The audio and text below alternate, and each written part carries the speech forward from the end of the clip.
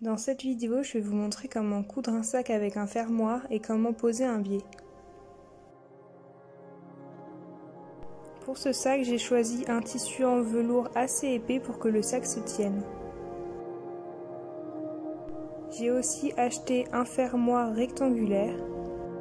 Pour déterminer la taille du sac, j'ai placé mon tissu à plat et j'ai posé mon fermoir pour mesurer la longueur et la largeur du sac. Le fermoir que j'ai choisi mesure 18 cm sur 5,5 cm. J'ai donc décidé de découper deux rectangles de 20 sur 19 cm. J'ai découpé un carré dans une feuille de papier pour être sûr que ce soit bien la bonne taille et avec une craie pour tissu, j'ai tracé les contours.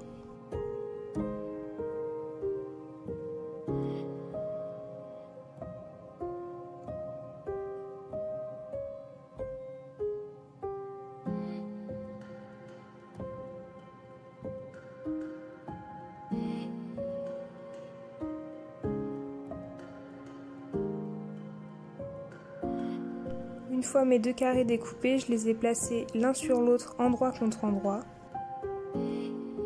J'ai ensuite fait une couture droite sur 3 des côtés du carré en laissant sur les deux hauteurs 5,5 cm pour le fermoir. J'ai fait mes coutures afin que le sac fasse bien 18 cm de largeur.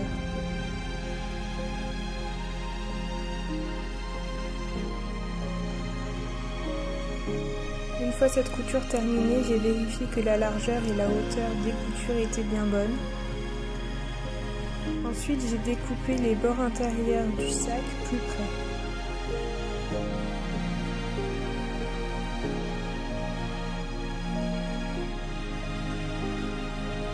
Si vous le souhaitez, vous pouvez faire une doublure à l'intérieur du sac, mais comme mon tissu était déjà assez épais, j'ai décidé de poser un biais.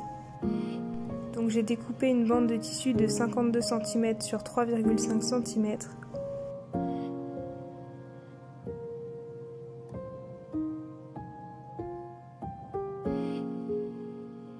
J'ai récupéré mon sac qui est toujours à l'envers. Pour poser mon biais, j'ai commencé au milieu du sac, donc j'ai plié un premier bord du rectangle que j'ai posé sur mon tissu. Ensuite, je retourne le sac et je fais pareil de l'autre côté. Je fais pareil sur toute la longueur en posant mes épingles.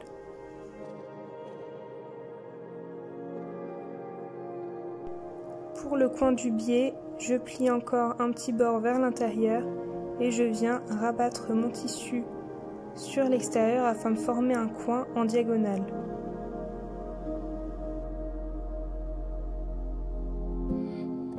Pour le bord de mon biais, j'ai pris la fin du rectangle que j'ai plié vers l'intérieur et j'ai continué le biais normalement.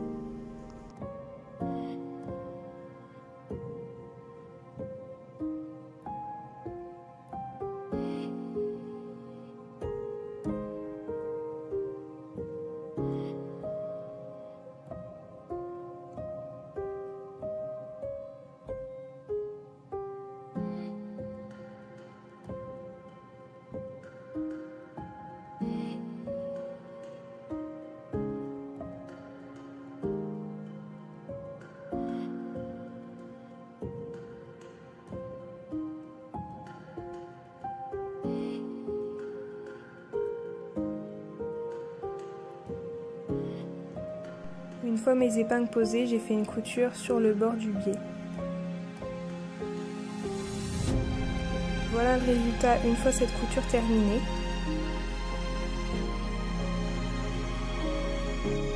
Ensuite, je suis venue former le fond du sac, donc j'ai plié mon sac dans le sens inverse et j'ai placé des épingles. Vous pouvez choisir de les placer plus ou moins haut suivant le fond du sac que vous souhaitez.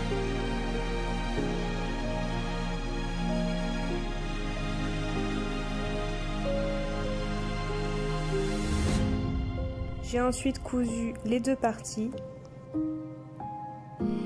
Voilà le résultat une fois la couture terminée. Donc moi j'ai fait mes coutures à 2,5 cm du coin. Ensuite j'ai pu retourner mon sac. Donc là vous pouvez voir le fond du sac qui est bien formé.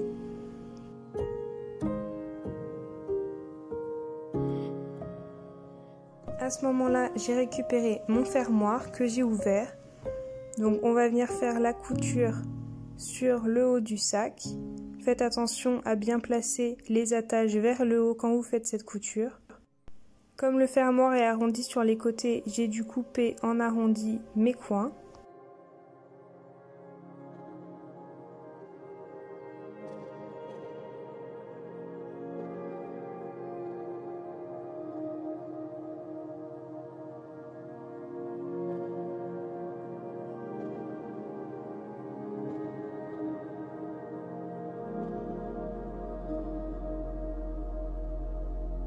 Pour coudre le fermoir au sac, j'ai pris un fil que j'ai mis en double pour que ce soit plus solide.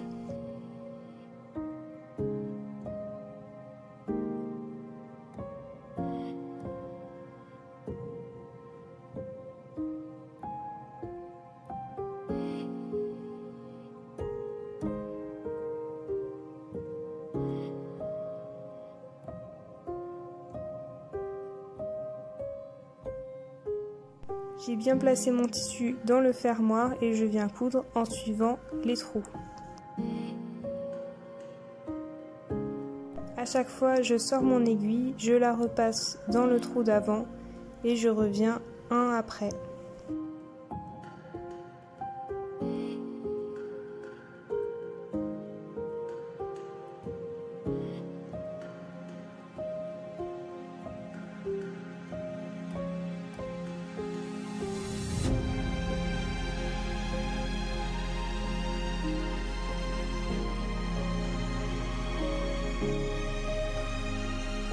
Quand j'ai fini la première partie, je passe mon sac de l'autre côté et je viens coudre la deuxième partie.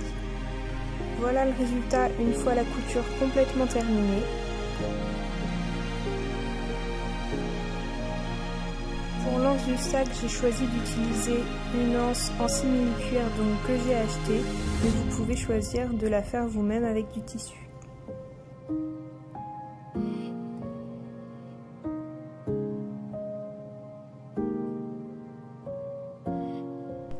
Le sac est maintenant terminé, vous pouvez trouver toutes les informations en barre de description, ainsi que les mesures et le matériel utilisé.